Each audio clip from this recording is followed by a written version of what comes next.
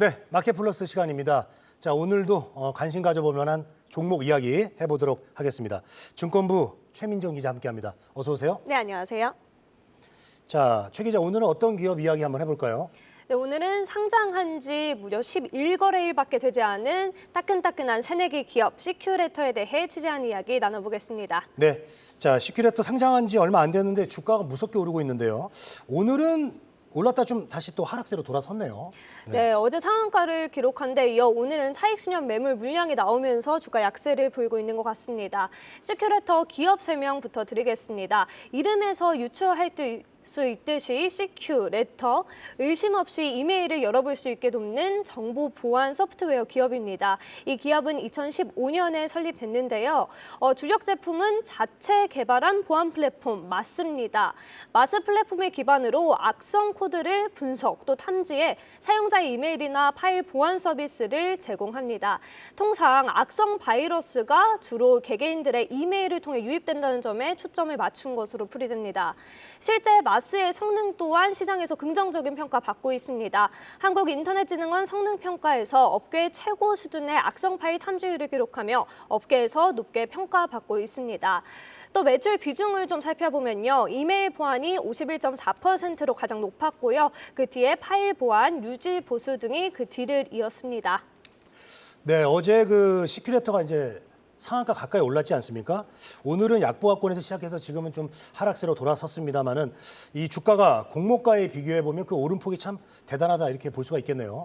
네, 사실 시큐레터는 공모가가 12,000원에 형성된 바 있는데요. 앞서 진행했던 기관 수요 예측에서도 흥행을 하면서 희망 공모가의 상단인 12,000원에 공모가를 확정 지은 바 있습니다. 또 상장 당일에도 주가가 2배로 뛰었고요. 그 이후에도 계속 오름세를 지속하고 있습니다. 그래서 지금은 주가가 공모가와 비교하면 무려 3배 정도까지 올랐습니다. 이렇게 주가 급등의 배경에는요, 정부가 정보보호 시장을 키운다는 발표에 나섰기 때문으로 풀이되는데요. 바로 어제였죠. 과학기술정보통신부가 오는 2027년까지 예산 1조 1,000억 원을 투입해 정보보호 시장 규모를 30조 원 규모로 성장시키겠다 이런 계획을 내놓으면서 매수 심리가 몰린 것 같습니다. 또한 정부는 K-시큐리터 클리스터 벨트를 만들고 민간 합동으로 총 1,300억 규모의 사이버 보안 펀드를 조성할 방침이라 전했습니다. 이에 어제 장 초반 시큐레터뿐 아니라 알랩, 모니터랩 등 보안 솔루션 기업들의 주가가 강세가 보이면서 상당히 눈에 띈 모습 파악할 수 있었습니다. 다만 오늘은 아까 이야기했듯이 차익 실현 물량이 좀 나오면서 시장에서는 약세를 보이고 있는 상황입니다. 반면 이렇게 여러 정보 보안 주들이 있는데 특히 시큐레터의 투심이 주목한 이유는 아무래도 차별화된 기술력으로 풀이됩니다. 시큐레터는 자동화된 리버스 엔지니어링을 바탕으로 쉽게 풀어서 이야기하면요. 파일을 열어보지 않고도 보안 위협을 탐지하고 차단할 수 있는 디버거 분석 기술을 보유하고 있기 때문입니다. 네, 자 시큐레터에 이제 투심이 주목한 이유가 차별화된 이제 기술력으로 꼽아주셨는데요. 시큐레터 같은 경우는 이제 기술 특례 상장으로 이렇게 상장을 한 걸로 알고 있습니다. 그렇다면 매출 상황은 어떻습니까? 네, 맞습니다. 시큐레터는 기술특례 IPO 방식으로 상장한 기업인데요. 기술특례 상장을 흔히 테슬라 상장 이렇게 설명을 하는데 기술의 혁신성이나 기업의 성장성을 인정받은 경우 실적이 적자여도 최소 재무주 요건만으로 상장에 나설 수 있는 특례 제도입니다.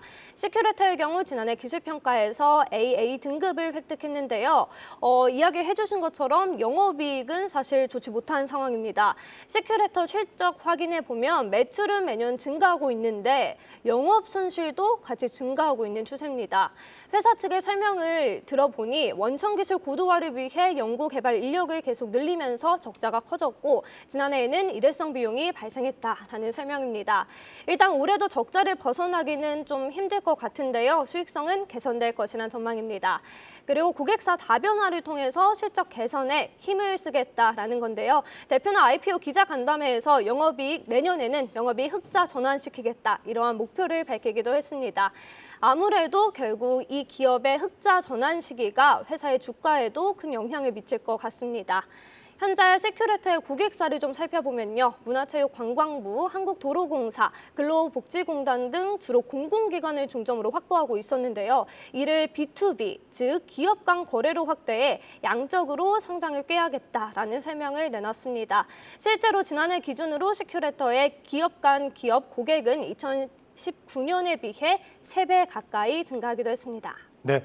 자, 매출이 느는데 이제 영업 손실도 같이 증가하고 있다. 이제 이런 얘기 해주셨잖아요. 그래서 사실은 이제 적자 기업이다 이런 꼬리표가 좀 붙어 있는 게 사실인데 그런 점 때문에 이제 투자하기가 망설이는 분들도 많이 계실 것 같아요. 그래서 향후의 성장성은 좀 어떻게 보시나요? 네, 증권가에서는 글로벌 정보 보안에 대한 수요가 높아지는 만큼 지속적으로 성장할 수 있다 이렇게 보고 있기도 한데요. 또한 시큐레터도 해외 확장을 준비하고 있는 상황입니다. 클라우드 서비스를 통해서 구독형 서비스로 내년에는 중동과 아시아로 진출할 계획이고요. 오는 2026년에는 미국 시장까지 진출을 추진하고 있습니다. 실제 글로벌 사이버 공격으로 인한 경제 피해가 3조 달러에서 6조 달러로 2배 이상 증가한 걸 살펴봤을 때 글로벌 기업들의 정보 보안에 대한 수요는 지속적으로 늘어날 것 같습니다. 다만 글로벌 경기 침체로 인해 IT 경기 축소 위험이 생기면 주가에 부담으로 작용할 수 있다는 분석도 나오고 있습니다.